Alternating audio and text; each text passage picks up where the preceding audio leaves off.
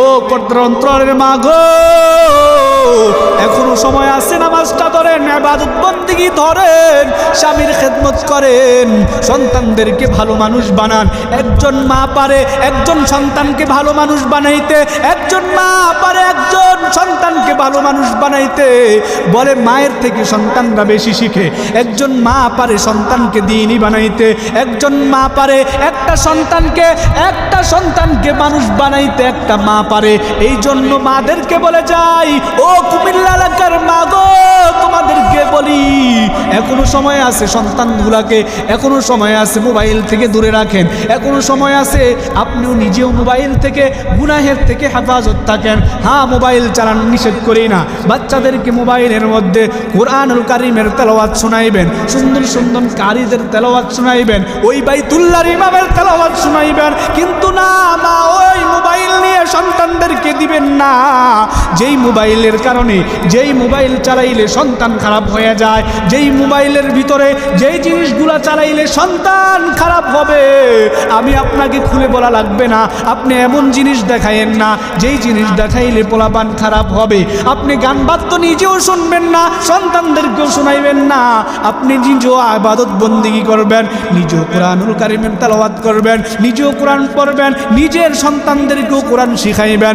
ও মা, আপনি যদি ভালো হয়ে যান, আপনার সন্তান ভালো হবে। বলে কিভাবে? একটা গাছ, একটা মান্দার গাছ থেকে আপনি কোনোদিন ভালো ফলের আশা করতে পারেন না।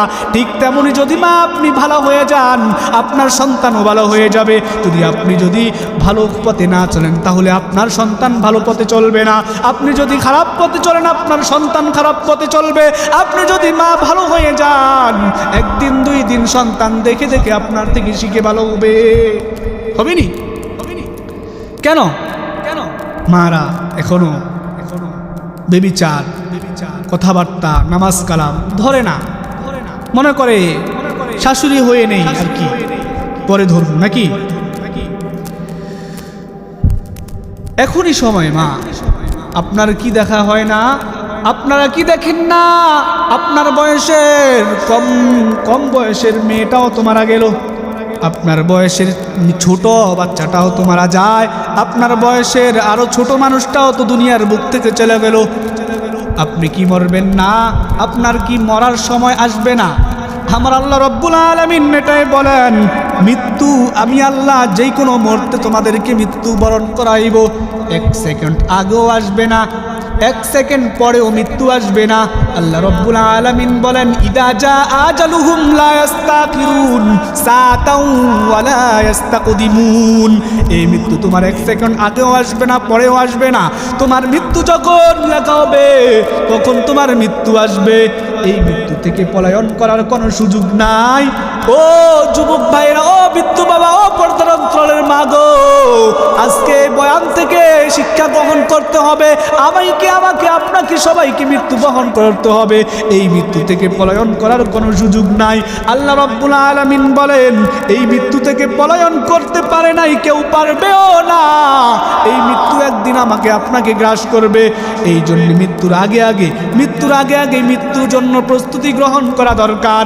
আল্লাহ তাআলা বলেন, তোমাদেরকে আমি প্রশ্ন ফাঁস করে দিয়েছি, ও বান্দা, ইবাদত বন্দেগী করো, ইবাদত বন্দেগী করিয়া আমি আল্লাহর গোলামি করো, গোলামি করিয়া ইবাদত বন্দেগী করিয়া যদি দুনিয়া থেকে যাইতে পারো, এটাই হলো তোমার জান্নাতের পুঁজি, এটাই হলো তোমার জান্নাতের পুঁজি রে ভাই।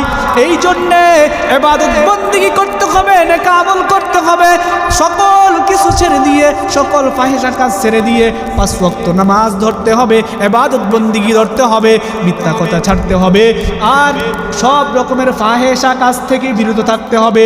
চায়ের আড্ডা থেকে, ওই চায়ের দোকানের গীবত সেখান থেকে আমাদের মুরব্বীদেরকে হেফাজতে থাকতে হবে। ও মুরব্বী বাবা, দাড়িটা সাদা হয়ে গেল, এখনো কি সময় হয় না? 5 ওয়াক্ত নামাজ ধরার কথা, এখনো কি সময় হয় না ইবাদত বন্দেগী ধরার কথা?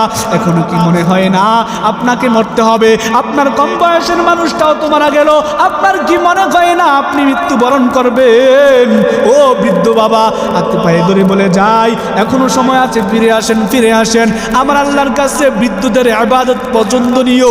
আমার আল্লাহ বলে, ওই বৃদ্ধ মানুষ যখন আমার কাছে হাত তুলে, আমি আল্লাহর বড় লজ্জা লাগে, লজ্জা লাগে।